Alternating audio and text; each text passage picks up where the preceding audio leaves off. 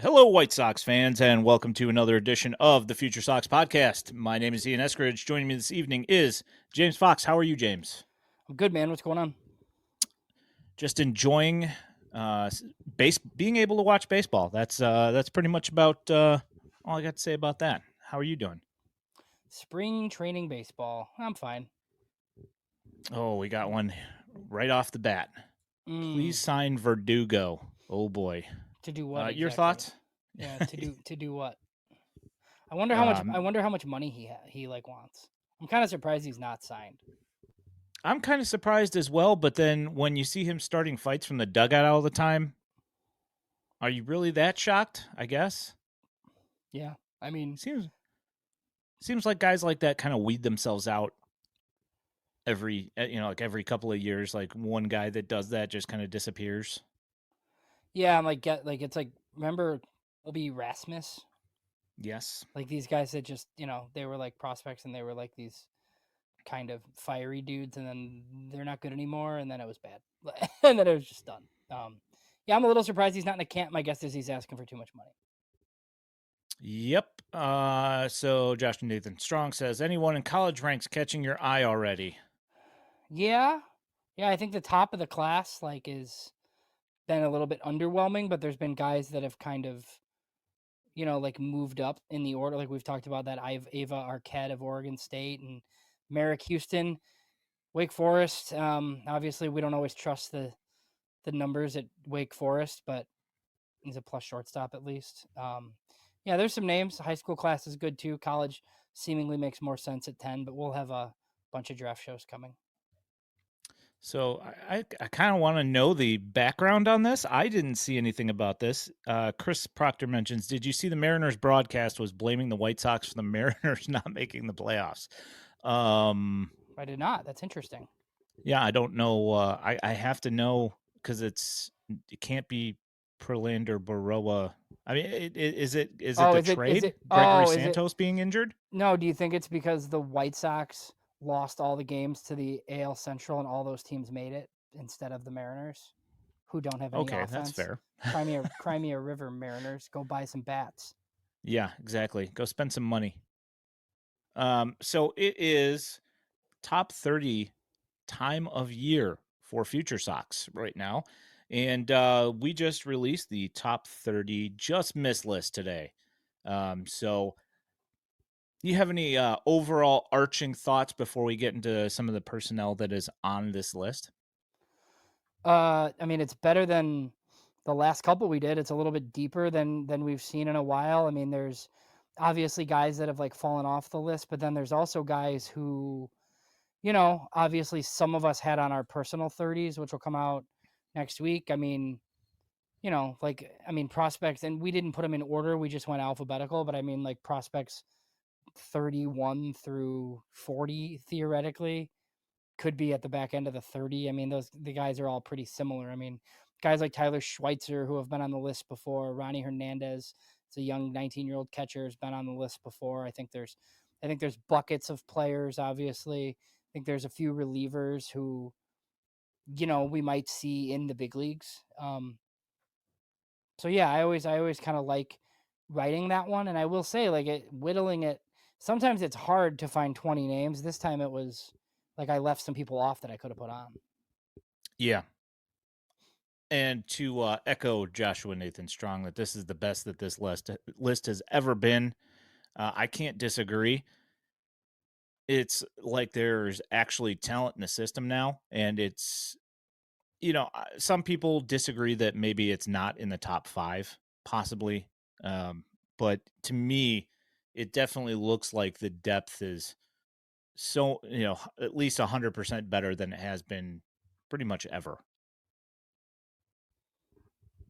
Yeah, I mean, I Uh, don't know if he meant did he mean today's list or just the list in general? Because I mean, I think the just missed is evidence of who's on the other list. I mean, they got 6 top 100 guys that are pretty universal, plus Grant Taylor, plus there's a couple of guys that could pop and be there, based off some stuff I've listened to. I mean, I listened to the Baseball America White Sox podcast today that hmm. came out with JJ Cooper and Bill Mitchell was raving about how Caleb Bonham looked like in Arizona. So obviously, like nobody saw him, right? But like, I mean, he's good playing backfield games. So if he does like anything close to that in Kannapolis as a 19-year-old or whatever, like I'm sure he'll be knocking on the doorstep too. And then, Jairo Iriarte has been very mixed, but he's been on top 100s before. So I mean, that's like 3 additional guys to the 6 that they already had. So yeah, I mean, the system. I think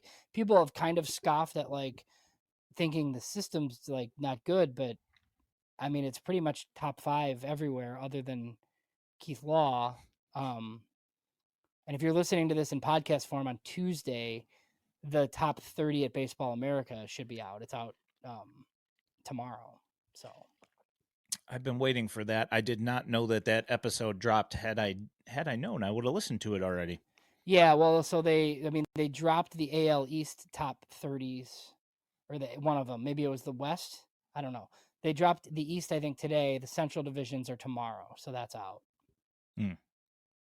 Um, so I just want to bring this up here because I hadn't mentioned it yet. Wolf brings up that Garfine did a interview with Davis Martin and that he likes the kid. He's got some moxie. I made the tweet yesterday. It was like my Super Bowl of spring training yesterday with Davis Martin, followed by Mason Adams. That was phenomenal. And yes, Mason Adams did give up a home run to Freddie Freeman, but you know, keeping that offense stifled for 4 innings was pretty fantastic. Yeah, I know. I kind of laughed at the tweet. I mean, that's your brand for sure. So I was trying to think who else they could have brought in, like a Addison Coffee or Garrett Shanley comes in relief, like some, Oof. like Yeah, that would that's have been like, good. yeah, yeah. I was like, who's next? Like, this is like the Ian Eskridge bingo card right here. Oh, it would have worked for me. I would have been very happy had Garrett Shanley come in for Mason. Um, so Doug asked, what would it take for Oh, Riku to make the top 30?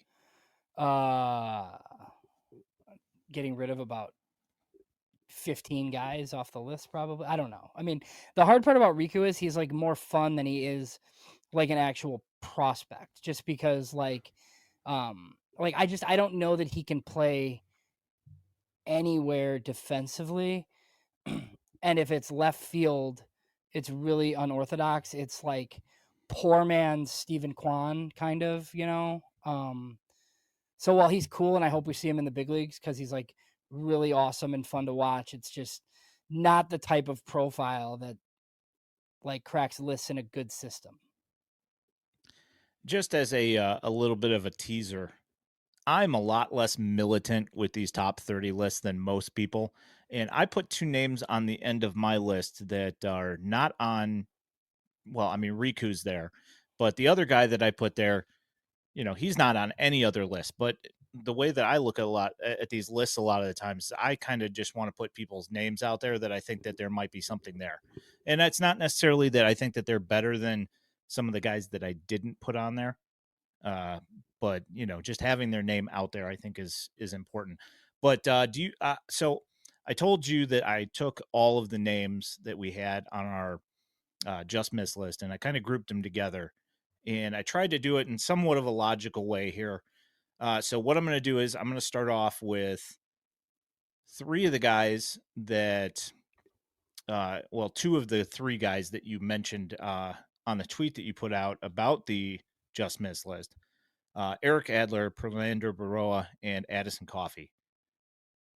Just missed all 3 high leverage guys, and all 3 of them could definitely get a look here in 2025. Yeah, and Paulette's on there too.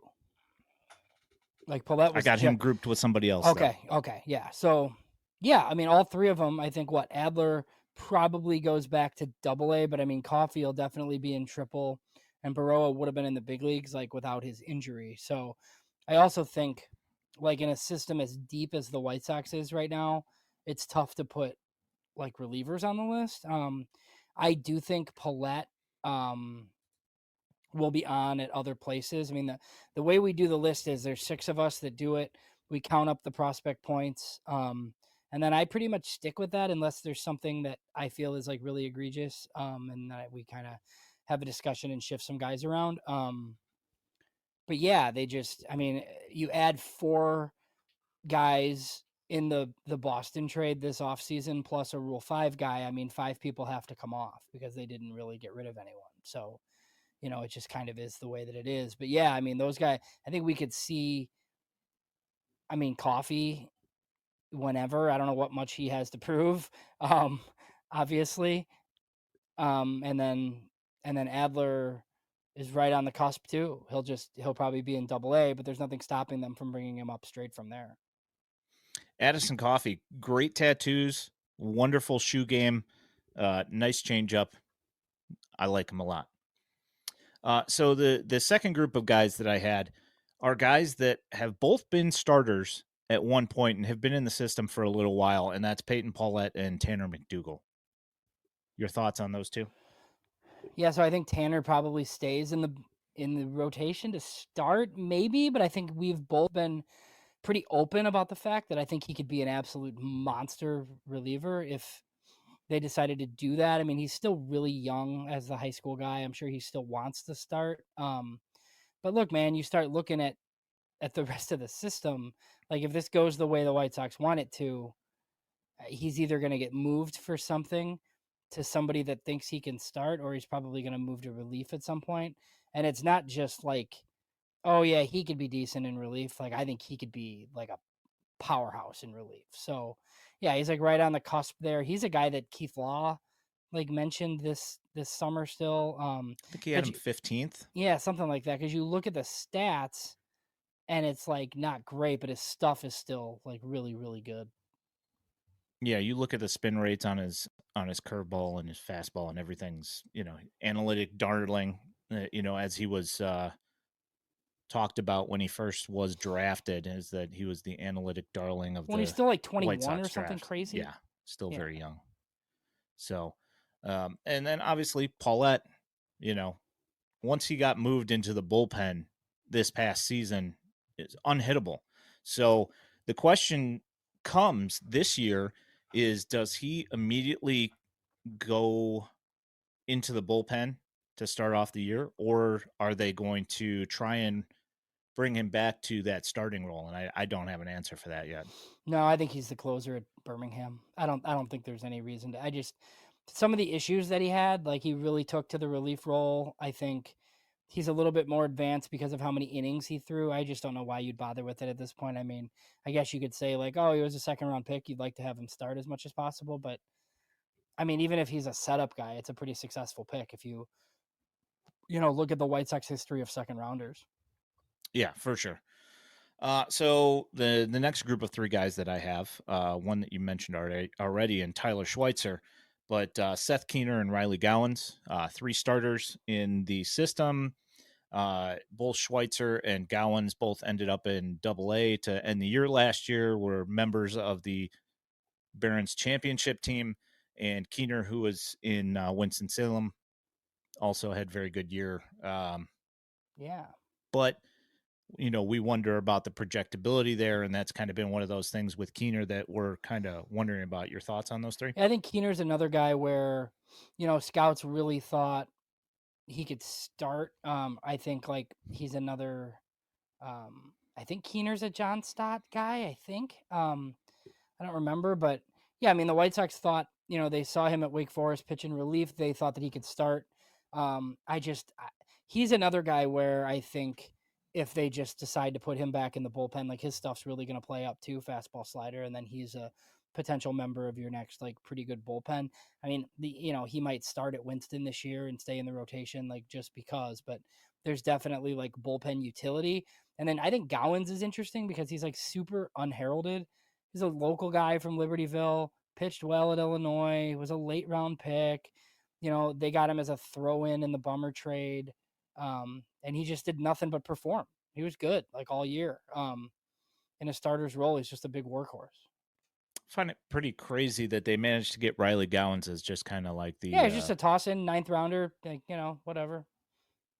yeah, he was a guy that they had that the Braves had put in a relief role in the for the A ball team. Yeah, White Sox I'd move love the him to starter story, again. like the story on that about who wanted him, right? You know that that's like, they're going through the package and they're taking all the guys that nobody else wanted, and somebody's like, "Oh, make sure you get, you know, this guy too. Get right. Oh, see if you can get Riley Gowans too." And Anthopoulos is like, "Yeah, sure." Like, and it's just him and Schuster are going to be the last men standing. Yeah. So I have to imagine that probably Bannister had at least somewhat of an idea of what was going on there. I'm guessing I like would the think. local scouts probably saw him when he was at Libertyville in Illinois.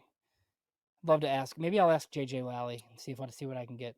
Yeah, I was gonna say if you could if you're gonna do the local thing, that makes a lot of sense, I suppose. They Maybe probably a have guy that they were a long history. Maybe they were going to take him in they popped him early. It's kind of like the Opper story. I know you're probably going to get to him, but he's that next. there's like a weird story on him too. So the next group is somebody that was actually talked to earlier today by our Elijah Evans in Arizona, Christian Opper and Pierce George. And the only reason that I grouped these two together is because we haven't seen much of either of them. So that's why I threw them to get them together today.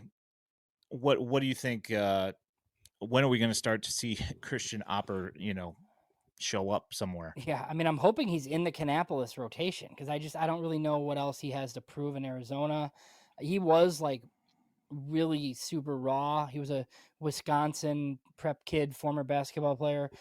The White Sox were gonna take him in the 11th round 2 years ago. It was the year they took Jacob Burke and Baldwin. They like literally he was going to be their 11th rounder. They had a deal to sign him, and the A's took him for some reason, and then did not sign him.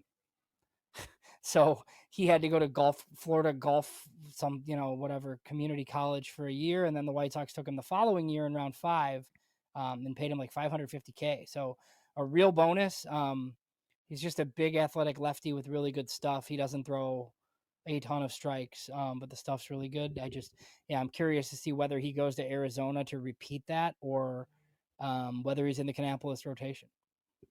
They probably had to take that money and give it to Kyler Murray to not play baseball. Yeah, well, and I was on. I don't know. Did you? I don't know if you. I think that was 2 years ago, probably. So you probably. I don't know if you heard the recorded call, but like Shirley was like smirking the whole time and kind of like laughing, like because somebody like had because he brought up that story after the draft, and then somebody's like, "Well, why did they do that?" And he was like, like just kind of because that's just not the way this goes. Like you don't take players unless you have like deals in place generally. Yeah, that's an odd one. Pierce George. Yeah, really interesting. Bill Mitchell brought him up today too on the Baseball America podcast that I heard. Hmm. He's just one, he was 13th rounder last year over slot. Your typical like power bullpen arm potentially that college coaches couldn't pitch because like their jobs depend on winning. And that doesn't mean that he's nothing. It just means that, he has command issues. But I mean, you could tell the coaches in Kannapolis, like we want to see this guy 4 times this week because we don't really care how many games you win. You pitch in the University of Alabama, you can't really do that. So we'll see. We'll see if like any of the development takes. I mean, he's just one of the interesting reliever profiles from their last draft class. They've obviously traded one in Aaron Combs, but they still have um, the guy from Pittsburgh, Fox, and then Yeah, Phil Fox. They took Blake Shepherdson in round 11. There's just like a whole host of these guys. Pierce George, probably the most upside of all of them, um, but also he could just never throw strikes and stay in Kannapolis forever too. So we've seen both ends of this. Yeah, seen him throw a couple of times, and the stuff is there. It's just whether or not consistently throw strikes or not. So, all right. So the next group of gentlemen that we have here are Tim Elko, Wilfred Veras, and Riku Nishida. So we've already answered the question about Riku that the skill set is a lot of fun, but the ability to pop into that top 30 for like for the entire Mm. FutureSox site is going to be a little rough getting him there. Yeah, But I wish, like, if I trusted that he could play an average second base, it would change my mind a lot. Because like that profile works. that's fair. I just think if it's like left field or DH, like it's gonna be crazy. Could you imagine seeing Riku at DH? Yeah, That like would be just that would be insane. yeah, Here comes Riku out here at 5'6", DHing. Yeah. All right. love it. And Obviously, Elko, I mean, might be on the team at some point this year. It's just really hard. Like even right? He's old, obviously. It's not his fault. It's just he was in college a long time. Right, first base. He's got a mash. If he does, maybe people look stupid when he's hitting 30 homers in the big leagues. Like I'm fine with that. That's okay. I'm going to circle around back to him later in this episode when we get to more of the spring training major league stuff here. But moving along, Wilfred Veras, Oh yeah. another one of these guys, where the skill set seems incomplete. We're not 100% sure whether or not he can actually play the outfield in the major leagues. Is that going to be something that is going to be viable? And also, can he manage to work on his plate discipline enough to be useful in the Right. major leagues? Yeah, I feel like we've talked about him either on a previous episode or off stream. The problem I have with some of these guys is like, yeah, like he can hit, but like, can he hit for enough power to make it so the not walking and the no defensive position like don't matter, right? Like there's those guys in the big leagues, right? Oh, this guy has no defensive value, but they hit 30 bombs. Like, and I just Yordan Alvarez. right, like I don't know that he's hitting 30 homers in the big leagues.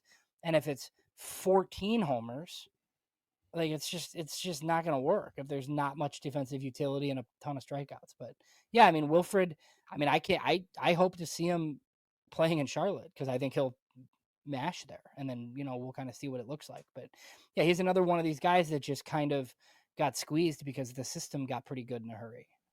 Yeah. So I'm going to answer a couple of these Yeah, questions here. James asks Riku better than Altuve in left, and I will say I'd say it's probably about equal, but the difference being that Altuve hits 35 home runs a year. yeah, like Riku has zero power, which He hit one last year. He yeah, hit one. is it 20? It's 20 power though, right? Like I mean, which is fine. That's like not his game. Like he's on base. This dude is on base all the time. He gets hit by pitches. Like it is tremendous. Yeah. But it's just that's why I said it's like it's I, I can't call him Stephen Kwan. That's not fair to Stephen Kwan, but it's like that type of like player. Okay, Uncle Ted. This is true. Riku Nishida did have a 775 OPS, but when more than half of your Yeah, over OPS is 400 of coming from it's OBP, yeah. that's not I mean, I'm not saying it's bad, but it's not like especially in advanced A and single A, like we need to see this against Right. like the top competition Well, here. so it's a similar question to like there's a lot of people who don't buy into Chase Mydroth, right? Because it's a little bit of the Madrigal argument. Now, look, I think they're different players. I think he has much better plate discipline and he wants to walk and this and that, right? But when you get to the big leagues, like if you're not going to impact the baseball, big league pitchers are not going to walk you, right? So, we'll see it with Mydroth. We'll see if he can make an impact without like being this like high exit velocity guy. Like, if they throw him strikes, is he going to hit a million singles, which then the profile might work, or are people just going to challenge him and then he's going to be nothing? It's kind of what happened to Nick Madrigal. Like, will it be similar with Riku when big league pitchers just like aren't afraid to walk him? They'll just, okay, fine, hit it on the ground again. Yeah, I mean, I like Riku's bat is exactly like what I said to you earlier about Jacob Amaya before we got on stream. Is that the ball actually impacts Jacob Amaya's bat? Mm-hmm. You know, um, I kind of feel the same way with Riku. That just he's not impacting the baseball. And I'm not expecting him to, but the question is that when you don't do that, you have to be able to, at least be able to hit it into the outfield. And we'll see if he can do that when the defenses get better and the pitching gets better. Yeah, for sure. So that's talk about like a strange like dichotomy there. Like the group that you picked, have them stand next to each other. Elko, Varys, and Riku Nishida. Put Riku in the middle, like Like that picture that we got with him and George. Yeah, it's from great. Jerry, Yeah. where he's high, where Oh, it's Mogayon's Mogollon. Yeah. jumping up and high fiving George Wolko. Yeah. So I'm going to go back into the questions here a Okay. little bit farther because I want to answer them before we get all the way to the bottom of the list here. So Doug asked, "Is Wilfred Veras not in top 30 because of strikeouts or limited position?" I feel that we answered that Yeah. one pretty well. Want me to answer it? Yes. Yes. No, I think Yes. honestly, Doug, like I added up the totals and there were just like 30 players with more points than him. And then we did kind of debate. Like there's a couple of guys who are on the back end of our list who we really wanted to fit on. And then we just kind of left Varys off. I wouldn't be surprised if Varys is on the pipeline. I'll actually be kind of curious to see if he's on the pipeline list to see who fell off there. Will interest me a little bit because there are some tough decisions to make, like towards the back end of this list. Yeah, see, I feel like Callus is a little bit more I don't know. I don't feel like I would be surprised actually if Varys is With on the the addition MLB with pipeline one. with the additions, I would be too. Yeah. I will say like the Baseball America list, like there's an extra 10 on that, and guys like McLean and Saki, and there's like they're not even on the Baseball America list. So, which I thought it was a little bit interesting. But they also have Thorpe on, I believe Thorpe and Baldwin on or something. So that's probably why. Yeah, the Thorpe, Yeah. the age old Thorpe question. Yes. Wolf, we will get to that at least partially Mhm. later on here in the stream here. All right. So moving along here, next on the list that I had was Rony Hernandez and Javier Mogollon. Just another two guys that just missed. Rony Hernandez was on it last year. Javier Mogollon also, I believe, was on it last year. I'm pretty positive he was there as well. Just casualties of an influx of more talent. Yeah, I mean the issue with Mogollon, and obviously like I think I linked the Badler conversation in the story, right? If you want to go back and listen to our old conversation with Ben Badler.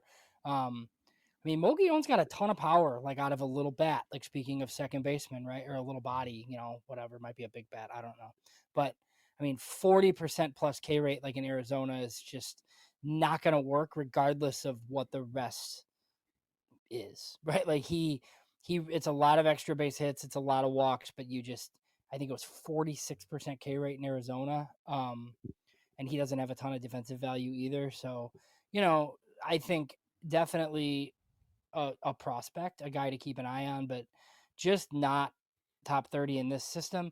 And then I think Rony Hernandez is probably the biggest snub for us this site. I mean, if there's somebody that we had to say like, man, this guy really should be on, my question would be, okay, fine, then who do you take off, right? Um, but I mean, pretty good success. And he's only 19 with OBP, like in the low minors. He does have like barely any power, which is going to be an issue going forward. So that's probably the one knock. But he can catch and he gets on base a ton and he's super young. So, if he's back on it mid-season, I wouldn't be surprised. Yeah, that is that's essentially after watching him all last year, Rony Hernandez. Just the I was expecting a little bit more impact of the baseball than we got, you know. But it turns out that the scouting reports of him having a lighter hitting bat were, fairly accurate. Yeah, he's just on. It's like a very OBP aided WRC plus, and you know, like it's just he's on base all the time. Um, and at catcher, that's probably valuable, but we'll see what happens if he's at Winston this year if it's similar. Yep, agreed. All right, so the next grouping of guys is just it's like the Yahtzee of DSL players. Of international Alejandro signings. Cruz, Yes. Abraham Nunez, Orlando Patino, Jerdrick Profar, and Luis Reyes. Yeah. So this is the first year in a while that their top international signing like didn't make our 30. I feel great about that. It's always tough, man. You take this like last year, like Edward Herrera gets Eduardo Herrera, this big power prospect. It's 1.8 million. And you read all this stuff about him, and neither one of us have ever seen him play, even on video. And it's like, well, I'll put him at 25. And it's like, I'm glad that we didn't have to do that this time. We'll know a lot about Alejandro Cruz in a couple of months. Hopefully he's like 15 on the midseason list. That would be tremendous, right? If we're debating how high we have to put Alejandro Cruz, I think we all kind of as a group felt collectively like leaving him off in this cycle made sense when there were just guys that should go on ahead of him. Patino's interesting. I mean, I think Badler dropped like a Puig comp, and then he said, "Oh no, it's not a Puig comp. Their bodies are just that whole thing." Um, so I mean, it'll be interesting. Both of those guys are in the DSL. Profar was the best player in the DSL on their team last year. He'll be stateside in Arizona. He's the younger brother of um, Jerickson Profar. And then Abraham Nunez kind of struggled, but there's a part of the blurb in there where he really turned it on late in Arizona, where he made some swing adjustments and was a lot better. It was like an 800 OPS guy down the stretch. And then I have no idea how he did or how he looked during instructional league, but he was there too. Yeah, it would be nice to possibly get somebody's opinion on what happened out in the instructional league because I haven't heard. I've heard almost nothing about the instructional league this year, other than the videos that I saw, which look kind of promising. A lot of cool stuff going on, but as far as performance and modifications made other than pitches, Yeah, I mean made to. even after that, like the Bridge League or whatever, like Bill Mitchell has like kind of talked about how good Caleb Bonham looks, and I know that there was like Blake Larson was like had kind of flashed a little bit before his injury, but I mean, we don't know what that means. Like they're playing backfield games against other orgs, basically. Yep. All right. So that is the just miss list. So 20 names. 20 names. Um, I'm sure you can come Uncle up with. I'm Ted. sure you can come up with 10 more that I left off too. Oh, we could probably definitely Yeah, come up yeah, with 10 yeah. more We for can do sure. it like We yeah. should do the top 30 and then the next 30 that just Just missed, just the to the mirror just it. the just missed does not come out tomorrow. So It does not. Uncle Ted, I don't think Wilco has ever played first. high I could school high find school out, he did. but oh, did he? Yeah, a Okay. lot. Yeah. I thought he was all No, it was weird because in outfield. high school, like like believe it or not, like his body like is way better now. Like when he was a high school player, like He's a twig. he's like a sophomore at Downers North. Like everybody said, like, oh yeah, this guy hits bombs, but he strikes out all the time, but he's a first baseman. So and then also then like when the Sox took him, I was surprised that they projected him to the outfield and he's as athletic as he is. Like that's why the pick was so good. It's not just and he might be at first ultimately, right, at some point, but not now. Yeah, you want to try and retain that value as long as you can that he can play somewhere else other than the place where you stand still and don't throw the ball. Uh, to answer Vince's question here, Not yet.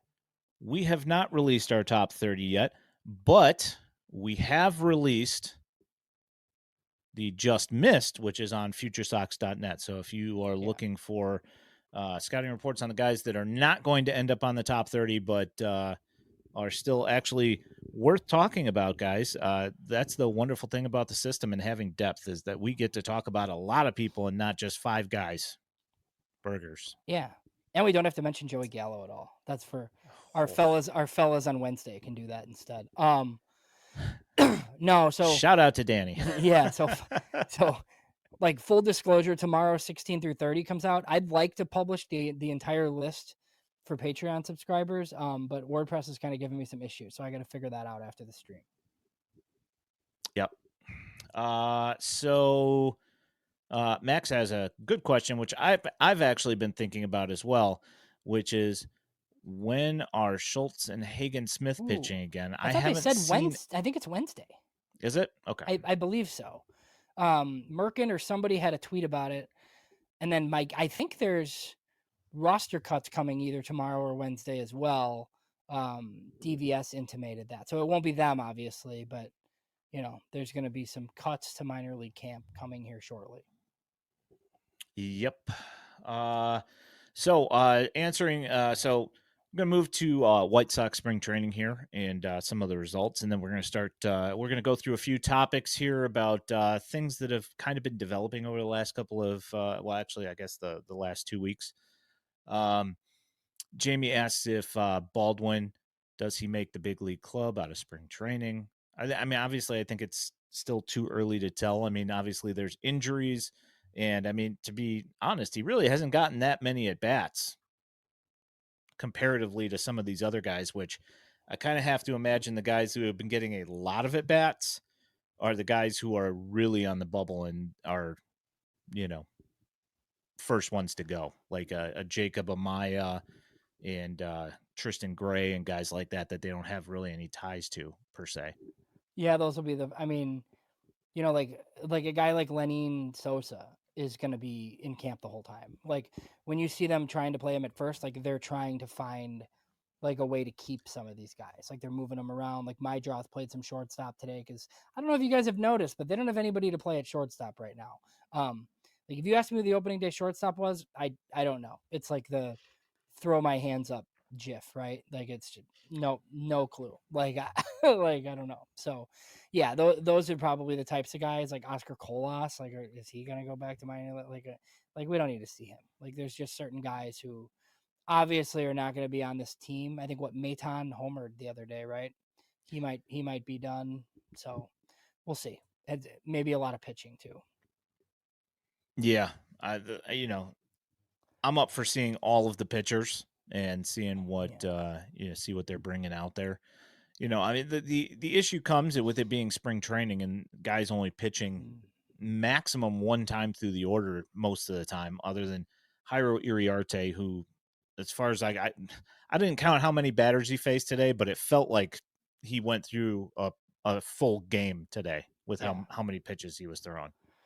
Well, Um, and you like certain guys, like obviously you're gonna see Schultz and Smith one more time, and that might be the last time. Like I feel like obviously your Mason Adams, your guys like that. I feel like Nastrini, Eater, Adams. I think we probably think they're gonna start in Charlotte, but like they're still kind of competing for jobs. Schultz, Smith, Grant Taylor, like they're not competing for jobs. Like you could get them to minor league camp, get them in rotation so they're lined up to start, their minor league seasons at some point here. And that's would be my guess. so the White Sox have managed to get a couple of wins here. Uh, they managed to put up 18 runs the other day, Yeah. which was shocking to me. I'm not used to seeing them score, half of that. So that was a lot of fun, Do that you one. do you remember Merkin told me that they did the same thing at Goodyear last year? I must not have been paying attention. Hmm. Like that was Seattle, I right? do Like he remember said they did the last same year thing where they against put the up like Mariners. 15. Yeah. Yeah, against the Mariners. That was the game that Jacob Burke made that insane Superman catch over on the left field line. I do remember that, and I do remember that they scored runs. So it just doesn't happen very often. That's all. No, a couple days in a row though. I mean, I do think though, like there's some small signs, not to take much out of like with the offense a little bit, like guys taking some better at bats. I don't know if that's just because you go out and get some professional hitters like Mike Talkman and Brandon Drury and it's spring training and they just like know what they're doing, but I think there's it's been a little bit better from that side. So speaking of this, uh, you know, I was going to bring up Luis Robert Jr.'s play and just how he's been, how what the results have been. The guy's got almost, I think, like a 1350 OPS, and then Brandon Drury as well. Uh, every time he's in the game, he seems to be making something happen as well. And he had what, like a 18 WRC plus last year or something like that. It's real Something, bad. Yeah. yeah, awful. So one thing that we had discussed earlier today that I wanted to bring up because I find it very interesting is what do you think the differences are uh, analytically and from the coaching staff? Because when I look at the at bats that I'm seeing, and I know you're not watching as much spring training baseball as I am because you just don't watch spring training as much. But the at bats look a lot better. It seems to me that they're a lot more prepared for what they're seeing most of the time, at least earlier in the games when they're the pitchers that are that are announced. Um, what do you think about what we've seen so far in spring training? I mean, I just like love to know if Ryan Fuller and his people have had an impact, if the tech is helping, like has Luis Robert like been introduced to the traject machine? Like he's typically somebody that just kind of goes up there and looks for a pitch and just relies on his like natural ability. So I am kind of, just like kind of curious to see which guys really take to finally having stuff that like the rest of the league uses all the time, right? Like and just like how much that's helping. And obviously, like, look, none of this could matter at all. I know Beef's guy, Lenny and Sosa, looks pretty good too. Like carrying over from his Venezuelan Winter League. I don't know where the hell he's gonna play, because he is a bad defender. But I just I mean I will say the new data and hitting coaches have not worked for Miguel Vargas. So that has been not so good. But yeah, I mean, you pick up a Brandon Drury. I mean, like Brandon Drury's probably has to kind of make the team. You would think if he continues doing this because he's one of their better guys. Yeah, the Miguel Vargas thing has been an adventure.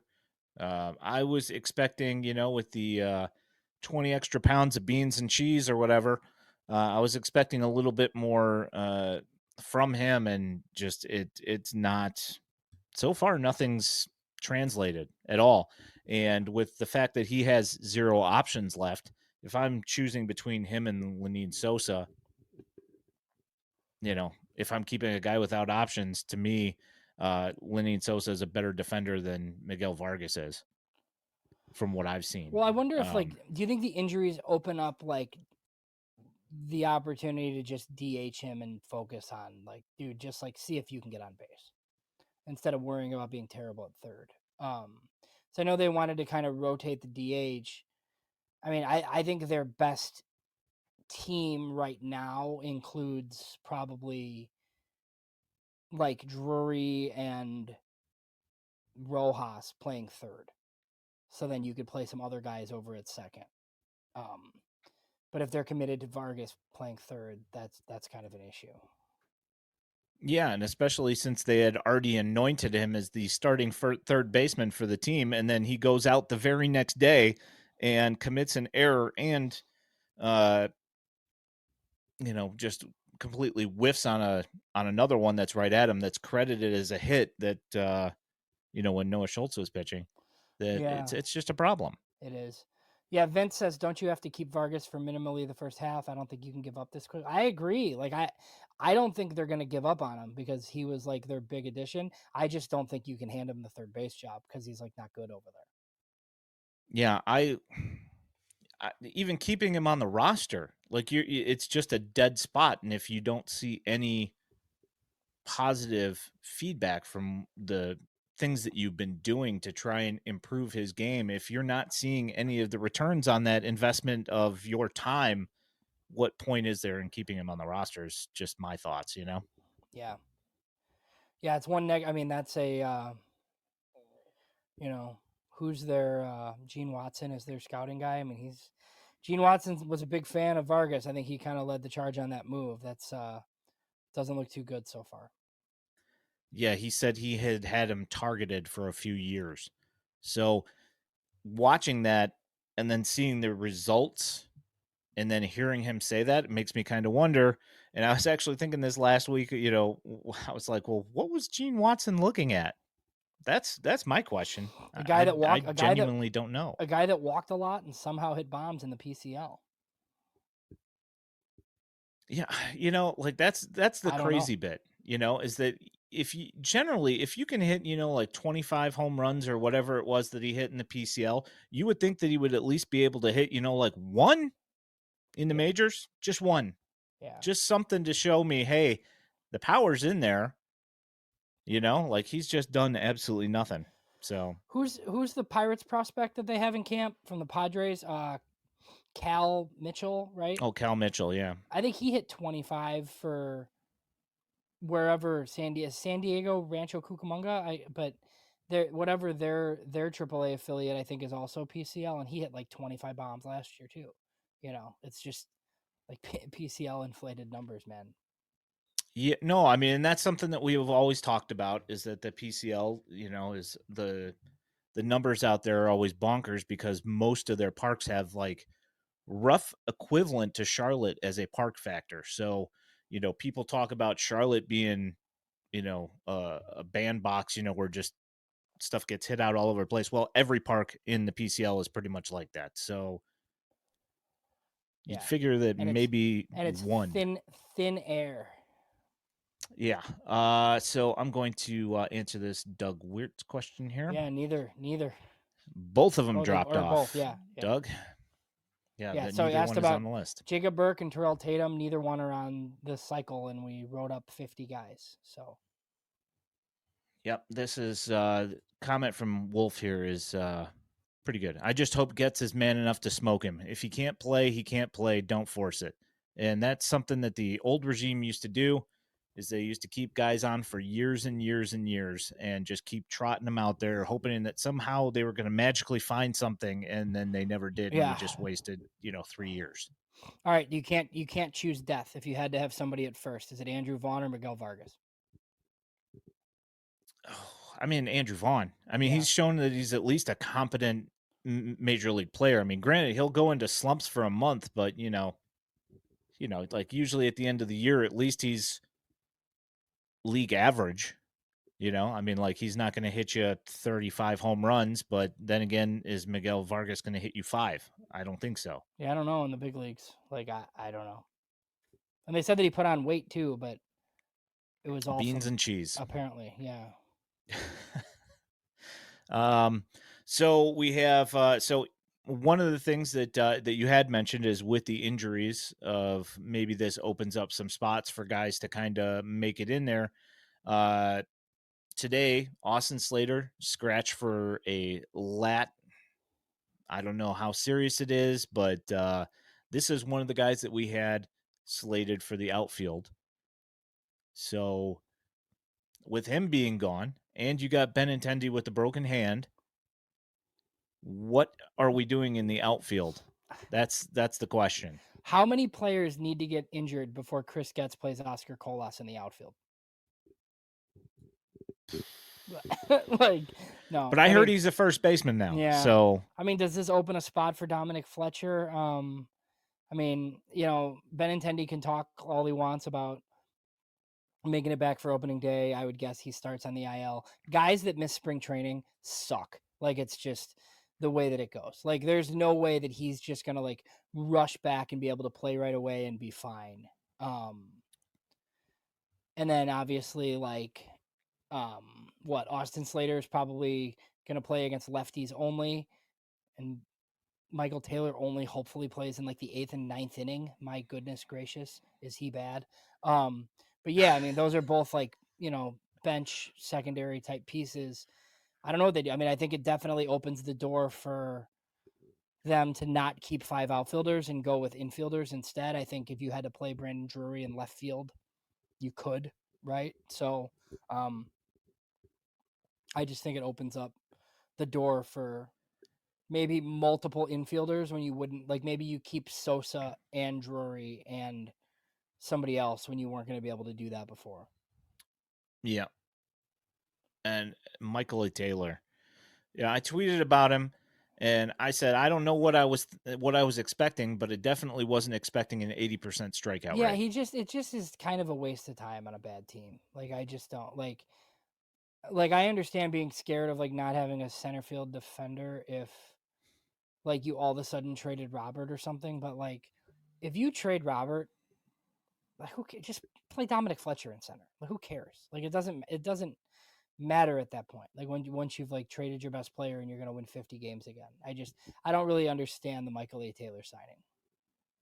I mean, we talked about it when it happened that we didn't really understand like what the point was, other than a Luis Robert trade. But I think what did he have like a 83 WRC plus or something like that, or maybe Yeah. even less than that last year.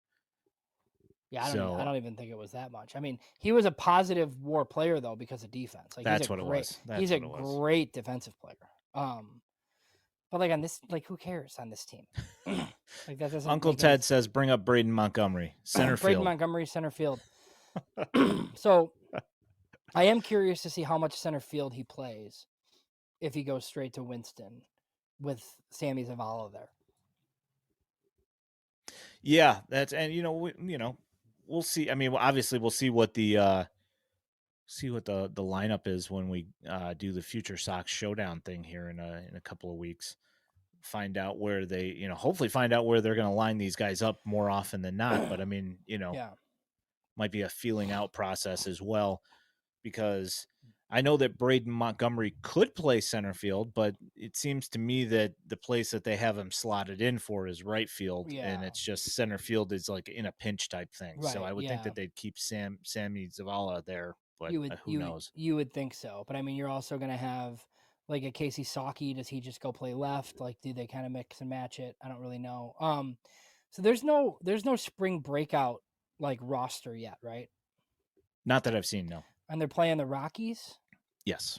So do you think there's a chance in that game that they throw Schultz and Smith and Taylor, like, and they just like get an inning each or something, and that's like what it Absolutely. because Last year this did not the happen last year for the Sox. well, So yeah, the Sox game got canceled because of rain. But last year you had Skeens versus Jackson Holiday. So I don't, I think that these teams are truly showcasing who's in their system, and they're letting these guys go out and pitch an inning. I would think that you might see that all one of will the be good fun. pitching. Yeah, yeah. So for the Rockies, they'll throw Chase Dolander, and maybe Yeah, they'll they got a pitch him few. again Yeah, a couple times. They got a few other guys. Charlie Condon be playing probably. Yeah, I mean they got a couple of guys. Zach Fiends actually looked halfway decent. I don't know if he might actually make the Rockies roster at this point. Yeah, I feel who's like he's there? been in this You're a fantasy baseball guy, right? I didn't know who Brenton Doyle or whoever that guy was. He was great awesome center last. He was fielder. Yeah, awesome last year. Yeah, yeah, he's a lot of fun. he's like very good. I was like, who is this Rocky? That's awesome. Yeah, they had like they have like a guy or two, and that's pretty much about it. I mean, you saw their record, and you Yes, see where they're projected to be this I year. think they might be the only team worse than the White Sox this year. I mean, the Marlins are going to be kind of bad too, but those three not great. It's gonna be close. Ooh, talk about this question from Wolf because you watched it and it was Oof. much better than the first outing, obviously. Yeah, so the first outing for Shane Smith was he couldn't find he couldn't find his spots. He was just having a lot of problems throwing strikes in the first inning, and he was after his first inning.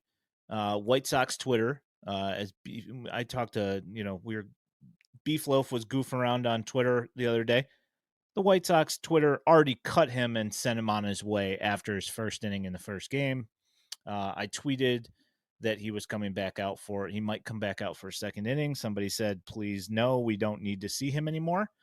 And he came out, had a great second inning.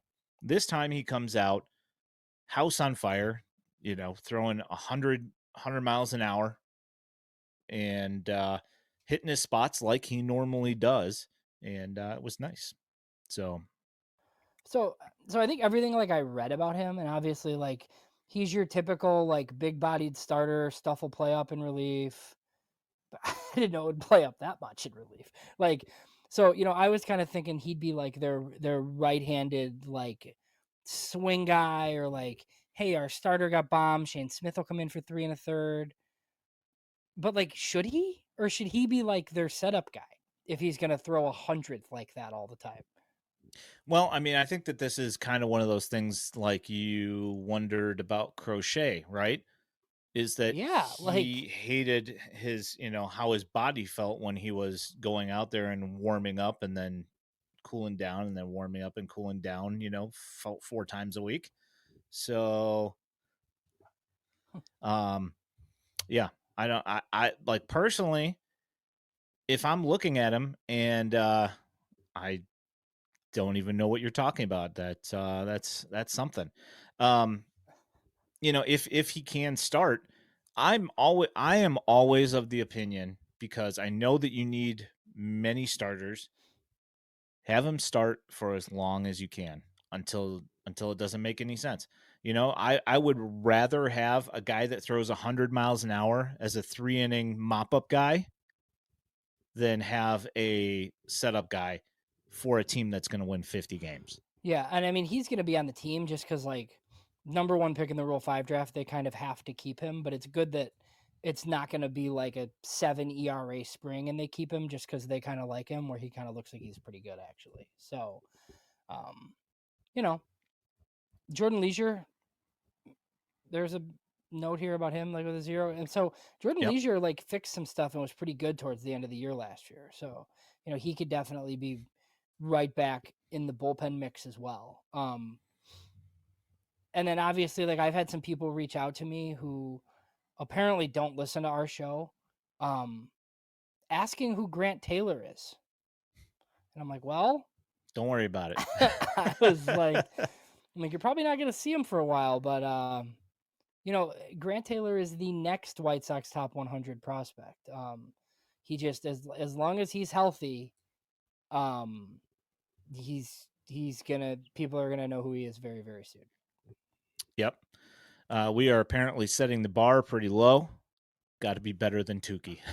Ooh, is Tukey anywhere? He's got to be somewhere. Last I saw, I think I saw him pitching in like the World Baseball Classic or the Caribbean Series. Maybe it was the Caribbean Series that I saw him in. Yeah. Yeah. Can you tell like all these funky relievers like unless you know who's pitching at the time? Like can you like all these new guys? Because they're all just like funky and weird. Like, can you differentiate Gus Varland and Penn Murphy and all these other guys? Like, if you just see them on the mound, Those two I know. Who's the one? Icert's probably easy because he Isert throws was the from one. so low. Like, yeah, but Yeah, but I completely forgot about who him he until was, I right? saw him Yeah, pitch. Yeah. yeah, yeah. It's there's just too many of these weird arm slots They're that all I weird arm slots. Every guy. If yeah. you're weird, the White Sox want you. Yeah, which I mean, hey, if that's going to work for Bannister, I'm in. I'm good with it. Let's see here. Um, so Colson back spasms held for Yeah, precautionary not a big deal. reasons. Not a big deal apparently. It's what we keep on hearing, and that he seems like he's fine. It's just they're being precautionary about it. And like I've had back issues, and Yeah, I know how it is when you get a pinched nerve in your back. That that will give you your back spasms, and sometimes it takes even if you get your stuff lined back up correctly. yeah. Sometimes it still does take a couple of days to be good, and it makes sense to hold them off and not send them out to play. Do you think that Chicago weather in March and April good or bad for the back? To be honest, I don't know that it really matters that much. But per Vince's comment here, 23 and having back issues isn't good. That's one of those things where when you're that old, having continued back, like pinch nerves and stuff like that's probably not the best thing in the world. So it kind of makes you a little bit apprehensive when you got a guy that's like 6'7" playing shortstop. Yeah, It's kind and his of back hurts. Yeah. yeah. So there is that. Well, he's a shortstop, like, and they're gonna say he's a shortstop, like until they acquire a shortstop, like in a deal, right?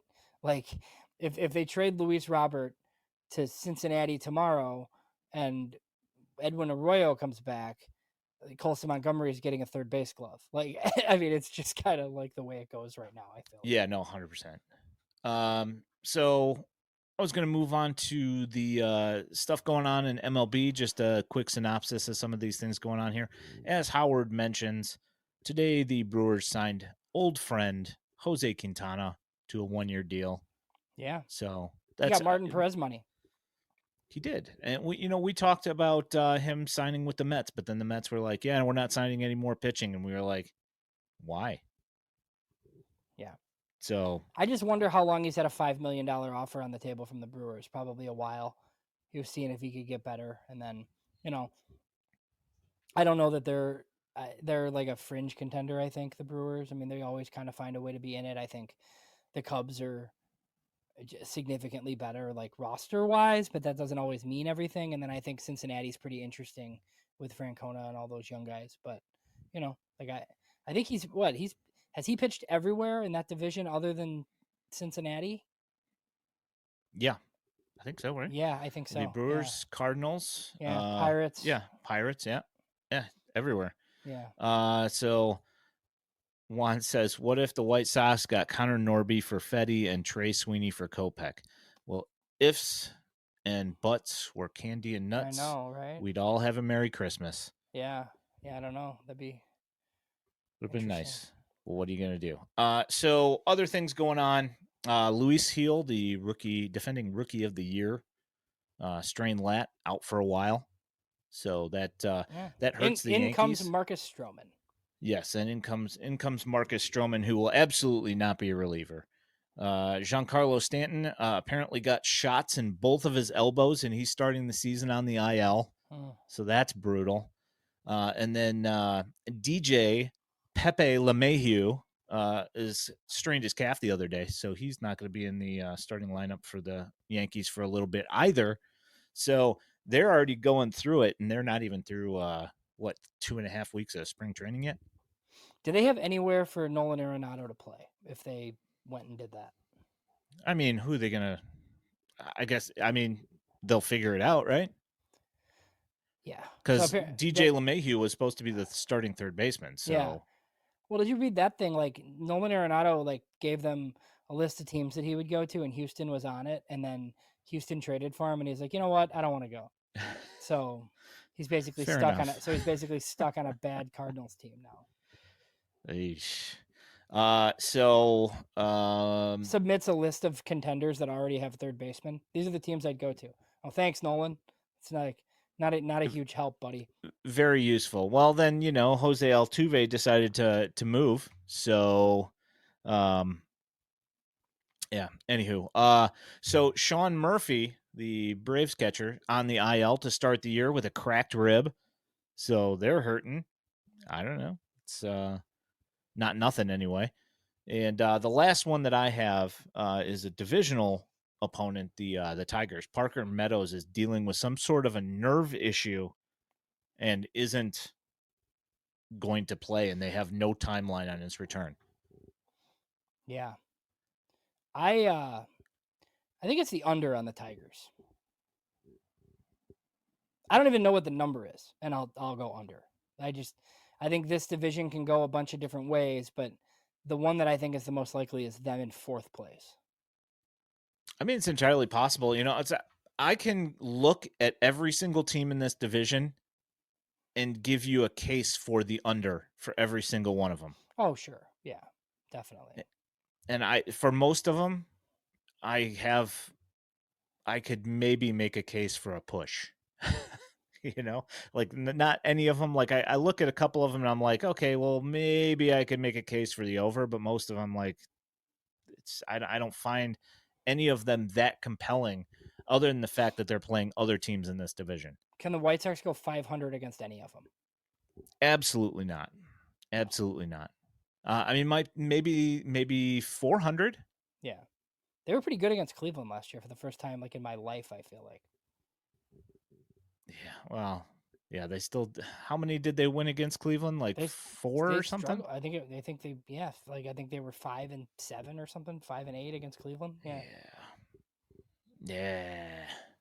Anywho. Adrian asked about Ishbia No, you're not going to hear anything about that until like the Reinsdorfs want that out there. So my guess is this. So I think this is linked a lot to. I do think within the next couple of weeks we're going to have Chicago Bears stadium news in Arlington Heights.